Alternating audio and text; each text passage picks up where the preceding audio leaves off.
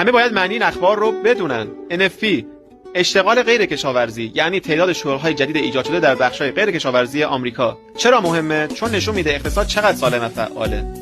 اگر مثبت اعلام بشه یعنی شغل زیاد یعنی دلار قوی، طلا و کریپتو ریزشی. CPI شاخص قیمت مصرف کننده، یعنی نشون میده قیمت کالا و خدمات چقدر نسبت به قبل افزایش یا کاهش پیدا کرده. چرا مهمه؟ تورم بالا یعنی پول ارزشش کم میشه، دلار تحت فشار قرار میگیره و طلا و کریپتو جذاب میشه و صعودی. GDP تولید ناخالص داخلی، یعنی ارزش کالا و خدمات تولید شده در کشور در یک دوره مشخص. چرا مهمه؟ رشد GDP یعنی اقتصاد داره قوی میشه، دلار قوی میشه، طلا و کریپتو معمولا ضعیف و ریزشی میشه.